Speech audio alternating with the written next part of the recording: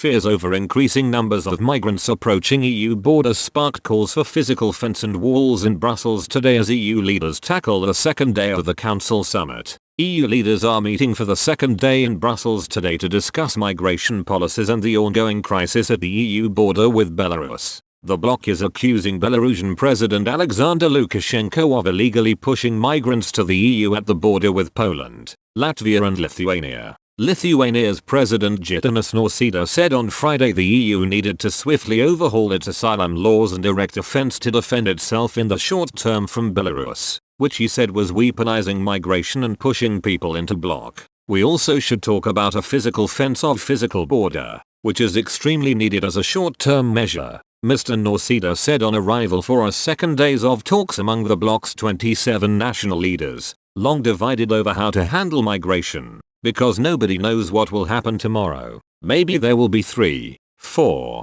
5,000 migrants staying at the border at the same time or trying to cross the border in different places. We have to be decisive. The Lithuanian leader also called for Schengen rules to be reformed as a long-term solution to the migration issue in the bloc. Speaking ahead of Mr. Nausėda, Belgian Prime Minister Alexander De Croo also said on Friday all European Union countries must act in solidarity to be able to handle the rising migratory pressure and help those in need. Solidarity should go both ways. The message to the southern countries is clear. Consolidate your borders and we will show solidarity with you with funds to better protect your external borders, De Croo said. But the solidarity has to also go the other way because it cannot be the case that a few countries make all the efforts to welcome the people who need help. For it to work at the European level, everybody should show solidarity. Whilst Luxembourg Premier Xavier Bettel told reporters that the European Union has to find the right balance to tackle the Belarus migrant scheme but not strip people attempting to cross the bloc's borders of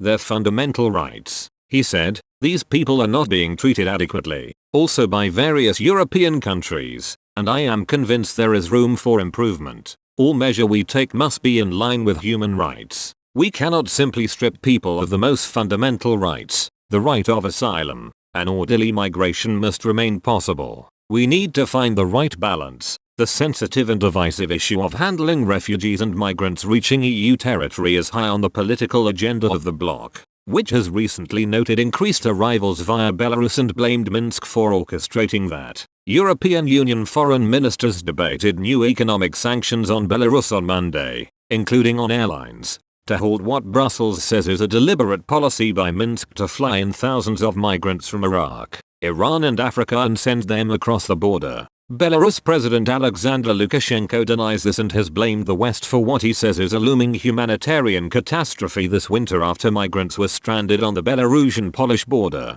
On Tuesday, German Interior Minister Horst Seehofer offered to send border control officers to Poland to help the country manage the influx of migrants from Belarus, adding that Germany could also offer logistical support. Estonia Prime Minister Kaja Kallas said on Thursday that the EU should come up with a stronger response to the issue. The situation in Belarus and the European border is very worrying for us. We need a stronger joint EU response in this regard, Kallas said on her arrival to a summit of EU leaders in Brussels. Up to 8 migrants have already been reported to have died at the border so far. Polish divers found the body of a 19-year-old Syrian man in a river on the Polish-Belarusian border on Wednesday. The border guard have been looking for the man since Tuesday when they caught another Syrian who said he was pushed into the river by Belarusian services together with another man, PAP reported. Divers found the body on Wednesday in the river Bug, which forms part of the border between Poland and Belarus. His identity was confirmed by the other young man with whom he tried to illegally cross the Bug a day earlier.